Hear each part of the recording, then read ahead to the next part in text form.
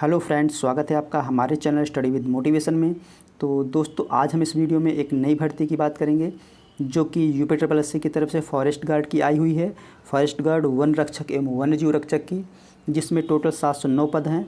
तो इसका जो आवेदन है वो कब से शुरू हो रहा है ये देखेंगे। और उसके बाद इसमें जो पेट की कट ऑफ है, पेट 2022 की कट ऑफ इसमें क्या रहने वाली है, इसके लिए 709 पदों के लिए अलग अलग कैटेगरी में देखेंगे हम यहाँ पे। और उसके बाद यहाँ पे योग्यता क्या ले रहा है, परीक्षा का पाठ्यक्रम क्या हो सकता है, क्योंकि दोस्तों 2019 में जो वैकेंसी आई थी उसका परीक्षा पाठ्यक्रम अलग था। और ये अब कोई भी जो वैकेंसी आ रही है, जो मेंस एग्ज़ाम के लिए आ रही है, तो उसमें देख ही रहे हो सिलेबस चेंज हो रहा है। तो ऐसे ही जो इसका सिलेबस है, परीक्षा पाठ्यक्रम जो होगा वो चेंज होगा और ये क्या हो सकता है इस पर भी हम बात करेंगे। और शारीरिक दक्षता क्या इसमें ले रहा है। तो सबसे पहले दोस्तों हम देखते हैं उसका नोटिफिकेशन, और उसमें देखते हैं कि आपका जो आवेदन है वो कब से स्टार्ट हो रहा है।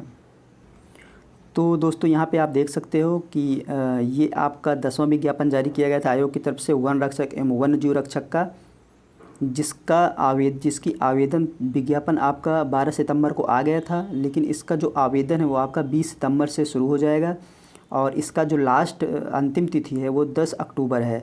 उसके बाद 17 अक्टूबर तक आप इसमें संशोधन कर सकते हैं। उसके बाद यहाँ पे आपके 709 पदों पर ये वैकेंसी है, यहाँ पे आप देख सकते हो, जिसमें 693 जो पद हैं वो आपके वन रक्षक के और जो 16 पद है वो वन्यजीव रक्षक के हैं। अगर हम यहाँ पे योग्यता की बात करें कि क्या एजुकेशन ले रहा है, एजुकेशन क्वालिफ़िकेशन क्या है इसमें, तो यहाँ पे आपको 10+2 होना चाहिए। और उसके बाद यहाँ पे कुछ अधिमानी अर्हता भी दी हुई है, लेकिन आपको 10+2 होना ज़रूरी है। और कंप्यूटर से रिलेटेड कोई भी यहाँ पे सर्टिफिकेट की ज़रूरत नहीं है, सिर्फ आपका फ़िज़िकल होगा। यहाँ पे फ़िज़िकल क्या है वो भी आप दिखा देता हूँ। और आयु तो आपको पता ही है, 18 से 40 वर्ष। और उसके बाद यहाँ पे जो आपका शारीरिक परीक्षा है वो क्या हो सकती है। और उसके अलावा यहाँ पे एक लिखित परीक्षा के लिए क्या है दोस्तों, परीक्षा सम्मिलित होने की अपेक्षा की जाएगी। लिखित परीक्षा के हेतु परीक्षा योजना, पाठ्यक्रम, परीक्षा तिथि के संबंध में यथासमय सूचित किया जाएगा। तो मैंने आपको बताया था कि इसका सिलेबस जो 2019 का था वो नहीं रहेगा, सिलेबस चेंज होगा। और सिलेबस क्या हो सकता है इस पर भी हम बात करेंगे। अभी पहले हम देख लेते हैं यहाँ पर कि जो शारीरिक मानक परीक्षा है वो क्या है। तो जो शारीरिक मानक परीक्षा है उसके लिए यहाँ पर देख सकते हो आप कि यहाँ पे जो ऊंचाई दी गई है ये पुरुष अभ्यर्थियों के लिए है। ऊंचाई 168 सेंटीमीटर होनी चाहिए। और अनुसूचित ये आपका जनरल, ओबीसी और एससी के लिए है। उसके बाद अनुसूचित जनजाति के लिए जो ऊंचाई है वो 160 सेंटीमीटर होना चाहिए। उसके बाद सीने का फुलाव यहाँ पे दिया गया है। अन्य सामान्य और मतलब एससी, ओबीसी और जनरल के लिए जो है वो 84 सेंटीमीटर है और एसटी के लिए 82 सेंटीमीटर। उसके बाद यहाँ पे जो महिला के लिए न्यूनतम शारीरिक दक्षता यहाँ पे दी गई है। इसमें भी ऐसे ही है, जनरल और ओबीसी और एससी के लिए जो 152 सेंटीमीटर है और अनुसूचित जनजाति के लिए 147 सेंटीमीटर है। और वज़न 45 से 58 किलोग्राम के बीच में वज़न होना चाहिए।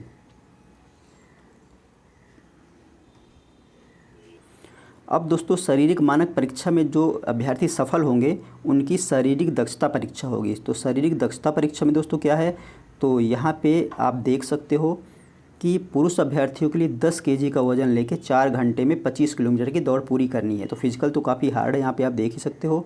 महिला अभ्यर्थियों के लिए 4 घंटे में 14 किलोमीटर की दौड़ पूरी करनी है। और यहाँ पर वज़न लेके दौड़ने की महिलाओं को कोई ज़रूरत नहीं है, सिर्फ पुरुष को ही है 10 किलोग्राम का वज़न लेकर दौड़ने की।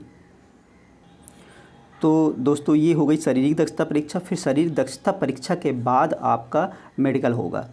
तो ये कुछ जानकारी थी आपकी शारीरिक मानक परीक्षा को शारीरिक दक्षता परीक्षा से संबंधित।